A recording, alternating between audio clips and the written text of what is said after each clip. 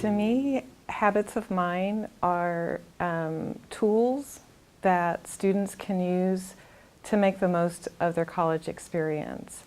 There are things that can help them plan and schedule and take responsibility and get things done efficiently. Sometimes if you have the right toolkit, a job becomes much easier. I had a carpenter working at my house a couple of weeks ago, and I was amazed at the specialized tools he had for measuring and for completing certain portions of the job. And when he had the woodwork done and it was time to stain the wood to match the existing surroundings, he told me about how he had studied with his dad, who was a painter, and he knew how to color certain kinds of shellac so that they looked aged. And so I thought about his experiences and our students' experiences, you know, learning where to go on campus to get help, learning what tools you need to bring with you to a class, learning how to make sure you have enough time in the same way that carpenter did to get the job done. Those two worlds had a lot in common. And you know, when he was done, he asked me, "What do you think?" I said, "Great job." And that's what I think having good habits of mind can bring to students as well, are being able to say, "Great job, you've got a good future ahead." Have you ever wondered why some students are successful and others are less than successful? Well, one of the reasons is based on how they think. And that is what I am referring to when I talk about habits of mind. In a nutshell, habits of mind refers to the mental attributes that successful people, in other words, successful students, have. And if you can adopt these mindsets in all of your courses and in all of your situations here at BC, then your chances of doing well are much more increased. So what exactly is habits of mind? Habits of mind refers to how you react when you are in a challenging situation. Let's say that you enroll in a math class or an English class and you get a D on your first exam. What do? Do you give up? Do you tell yourself how awful you are and get real depressed about it and do nothing? Or do you find resources that can help you, such as perhaps going to the tutoring center and signing up with a tutor that can get you back on your feet? That's what I'm referring to when I talk about habits of mind. I'm talking about being persistent when times get tough.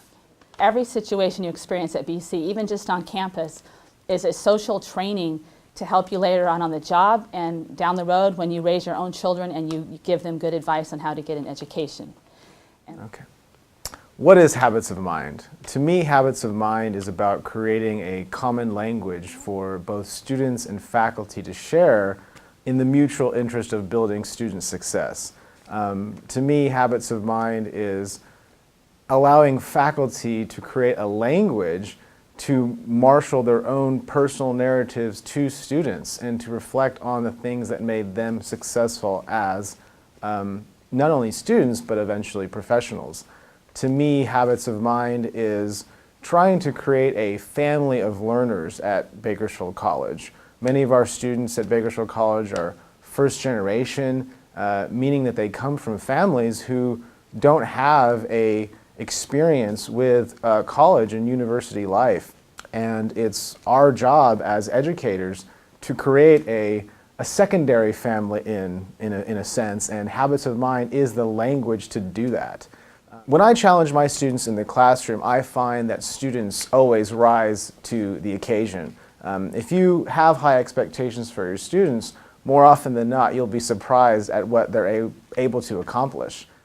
One of the reasons I think habits of mind is important for our students is because I'm a math teacher and I often have students come to me and say, "I'm not any good at math. You're either good at math or you're not good at math." I personally believe anyone can learn math if they have the right mindset and they have the right study skills in place. And so rather than focusing on what you can't do, I'd like to see students focus on what can I do to make this happen. And that's what habits of mind is about. It's about finding those study skills, finding the support, finding what you need to succeed and get over some of those hurdles that are perhaps preventing you from achieving your dream. Okay. I think habits of mind would definitely help our students because I think it would have helped me when I was at Bakersfield College. I came to Bakersfield College in 1988 as an athlete playing football, and I applied habits of mind towards athletics, not even thinking of applying those same things to the classroom. Now, if I would have had this initiative back then to remind me that those same things that I use to be successful on the football field are the same things that can be successful in the classroom, then I would have been much better off much earlier. So habits of mind is great for my students. It will remind them that things like persistence, it's necessary in the classroom for academic success. And we firmly believe that if you adopt these traits that lead to success, that you will graduate from BC or get your certificate, and you will be able to have a much better, more successful life than you would otherwise. I get very excited and I want to communicate to my students that anything is possible. And again, it's a challenge for me to try my best to create those opportunities for success well beyond the classroom, not only for every Bakersfield College student, but for the students I see on a kind of daily basis. Yes. Once they realize they have limitless potential or potential itself, that's where the habits come in because we give them the tools that help them achieve academically and in life, in everyday life.